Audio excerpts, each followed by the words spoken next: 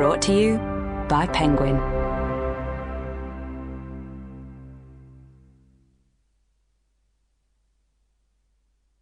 Homo Criminalis, written and read by me, Mark Galeotti. I dedicate this to Anna for her own fascination with bad guys, and to Masha for not being a bad girl. When a man is denied the right to live the life he believes in, he has no choice but to become an outlaw. Nelson Mandela. Note, although it may seem odd to standardise on both the US dollar and the British pound, I've kept both to avoid some especially jarring anachronisms. Obviously, currencies fluctuate all the time, but as of writing, a pound is worth about $1.35. Introduction. The gang was disciplined, ruthless, well-ordered. Its thugs swaggered around the city as if they owned it. Maybe they did. Everyone knew who they were, and the corrupted police never dared take them on. They each knew their trade and their place within the gang's hierarchy, their operations orchestrated by a cunning godfather who understood the value of loyalty. Each sworn member had no trouble reconciling his violent trade with his devout Roman Catholicism. Not that they had much option. The godfather was also a great fan of the monopoly. Criminals on his turf had a simple choice: accept his leadership or die. Even so, most joined not out of fear, but because membership in the gang offered security, the prospect of wealth, and even respectability.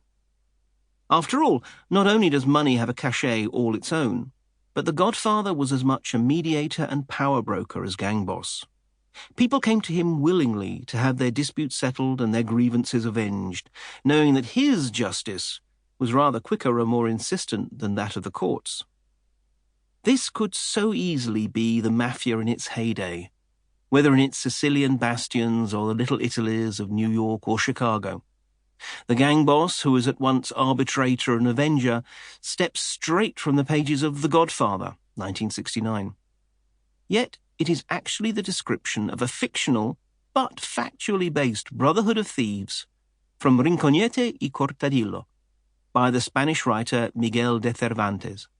Best known for his Don Quixote, Cervantes also wrote a series of moral tales, one of which concerned the two rogues, Rincon and Cortado, who travelled to Seville in search of ill-gotten gains, but come to realise the extent to which the shadowy Señor Monipodio's criminal organisation dominates the town's underworld. When Rincon incautiously asks, "Can it be that thieves in this country have to pay a duty?" the porter who first tells them of the real power in Seville warns them that, if they do not pay, they at least have to register with Señor Monipodio, who is their father, their teacher, and their protector. And I accordingly advise you to come with me and render him obedience. For if you do not do so, and dare to commit a theft without his approval, it will cost you dearly. Through charisma, charm, threats, and detailed records, Monipodio and his priors, his lieutenants, preside over a complex array of burglars and bravos, con men and bag snatchers. Even retired criminals retain a role as so-called hornets, scouting out likely targets for future thefts. Monipodio also has friends, or clients, in high places. When an alguazil, a magistrate, comes to solicit his assistance in retrieving a stolen purse, Monipodio is happy to help.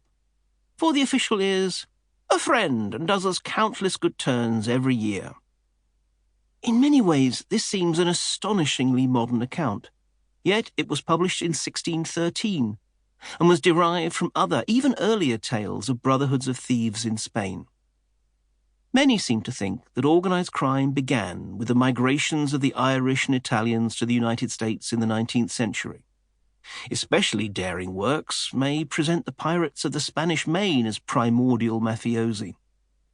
However, despite common assumptions about it being an essentially modern phenomenon, ancient and pre-modern societies offer plentiful examples of organised crime, or at least its... Sample complete. Ready to continue?